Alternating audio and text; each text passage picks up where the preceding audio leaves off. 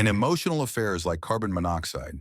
You don't see it, you don't smell it, but it can silently poison a relationship until it's too late. We often talk about cheating like it's obvious. Lipstick on a collar, sneaky hotel room meetups, shady texts. But emotional affairs, they hide in plain sight.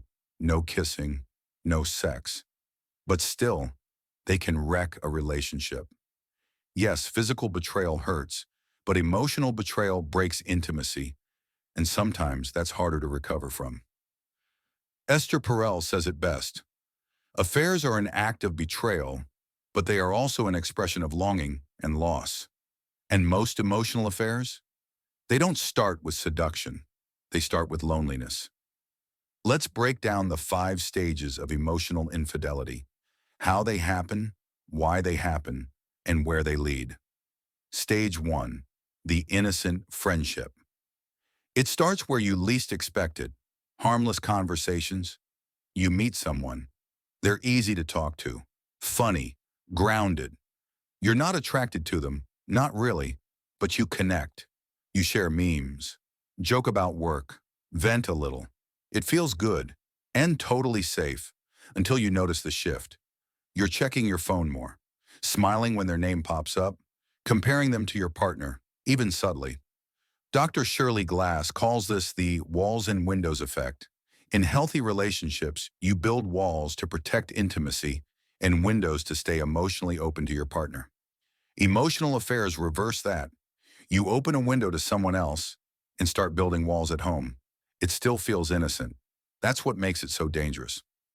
Stage 2, the emotional connection deepens. Now you're talking about things you don't even tell your partner. You're messaging every day. They know your coffee order, your inside jokes, your dreams. But more importantly, they know how you feel. You open up. They open up. And the emotional intimacy deepens. You share frustrations about work, about life, even about your partner. And here's where things cross a line. Instead of working through issues with your partner, you're working around them with someone else. This isn't just connection anymore. It's redirection. Psychologically, where attention goes, connection grows. The person you vent to becomes the person you lean on, and soon you're emotionally invested in someone outside your relationship. It may not be physical, but it is intimate. If this is hitting close to home or opening your eyes to what emotional cheating really looks like, give this video a like, subscribe to PsycKeys, and share it with someone who needs to hear this before it's too late. Stage 3, the secrecy begins. You don't tell your partner you're texting them again, and that's the first real red flag. You start hiding things. You delete messages, turn off notifications, change their name in your phone. You tell yourself, it's nothing. But if it's really nothing, why are you hiding it? This is where cognitive dissonance kicks in. You still think you're loyal, but your actions say something else. Secrecy heightens emotional arousal, that forbidden fruit energy. It builds connection faster. Your brain interprets this as exclusivity, specialness, even love. Esther Perel calls this contractual infidelity, a betrayal of emotional loyalty, even if the physical line hasn't been crossed. Stage 4, emotional dependence. Who's the first person you text when something happens? Your partner or them? Now it's not just attention, it's reliance. They become your comfort, your excitement, your dopamine hit. Good news, you want their reaction. Bad day, you want their support. Your partner? They're slowly becoming background noise. Think of your emotional energy like a bank account, and you're making daily withdrawals but depositing into the wrong relationship. The gap widens. You start resenting your partner, or worse, you feel numb around them. And neurologically, your brain is forming a new attachment, one that isn't built on lust, but on emotional bonding. Stage 5, the crossroads. This is where it either ends or escalates. This is the turning point. Some people pull back, ashamed, scared, or jolted awake. Others fall deeper into physical cheating or full-blown romantic shifts. And some relationships implode without either partner understanding how they got there. Because when emotional loyalty leaves the room, physical betrayal becomes almost irrelevant. Dr. Glass said it best. The betrayal of trust is often more traumatic than sexual infidelity because it's not about what you did, it's about who you turned to instead of them. What to do if you're in or suspect an emotional affair? If you're the one having the emotional affair, the first step is brutal honesty with yourself.